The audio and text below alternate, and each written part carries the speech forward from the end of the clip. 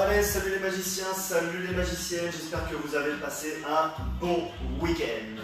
Ce qui vous attend pour aujourd'hui, le lundi, et ben ça reste le lundi. Aujourd'hui, ça va être dédicace aux frères Mickey, parce que ce soir, sur TF1, il y a bien les 3 frères qui passent.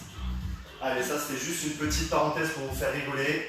Ce qui va vous attendre sur votre warm-up, ça va être une façon de faire du run sur 10 à 20 mètres. On va se déverrouiller les jambes, beaucoup les jambes. Ça va être des ouvertures de hanches, des fermetures, venir marcher en lunge ici avec les bras au-dessus de la tête, venir marcher en se tenant les genoux, venir faire des talons-fesses, des montées de genoux.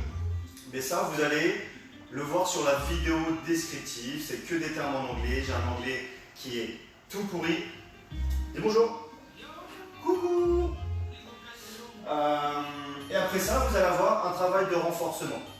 Vous allez avoir 50 hollow arch, hollow rock, pardon, si vous le maîtrisez. Ce fameux hollow rock, c'est que vous allez être en gainage ici et venir faire 50 fois la bascule ici, mais sans bouger vos abdos. Si vous ne maîtrisez pas, ça veut dire que ça ressemble à ça. Non. Ça, dans ce cas-là, je viens tenir 50 secondes ou 50 secondes ici. Puis quand j'ai fini, j'ai ce qu'on appelle du tirage en position push-up. Soit j'ai 2 haltères et je viens alterner, ou alors j'ai une seule haltère, je viens faire 10 d'un côté, puis 10 de l'autre. Si la position de gainage est dure à tenir, vous faites une petite pause, mais il faut bien cumuler le nombre de reps qui vous est demandé. Après ça, ça va être votre for time.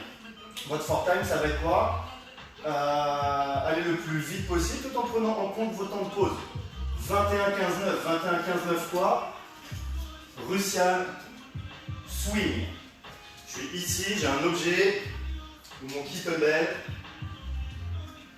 On vient faire des Russian. Contracter les abdos, les fessiers, les cuisses en même temps pour faire monter cet objet tout en restant gainé. Derrière, c'est des burpees. Je crois que je ne vais pas vous les rappeler à chaque fois, mais allez, ça me permet de rester en forme parce que les burpees, c'est la vie.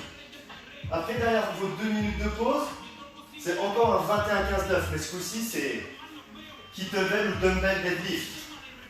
Ici, je vais l'avoir entre les jambes et je viens faire 21 deadlift au kettlebell, au dumbbell ou un objet de tous les jours, un tarpin, un seau d'eau, ce que vous voulez. Ce qu'il faut, c'est un minimum une charge. Bon, j'avoue qu'une petite bouteille d'un litre, c'est à peine assez lourd, vu mon gros potentiel. Derrière ça, c'est quoi? C'est du burpee facing. Je fais mon burpees face à cet objet, ainsi de suite, ainsi de suite. Puis après mon 21-15-9, j'ai encore 2 minutes de pause pour faire quoi? J'ai du kettlebell snatch ou dumbbell snatch ou cet objet en un seul mouvement au-dessus de la tête, suivi de burpee over. C'est plus facile. Je peux être de côté pour traverser cet objet. Quand j'ai fait ce menu, je me repose et l'accessoire du jour, c'est 5 tours de 9 strict pull-up.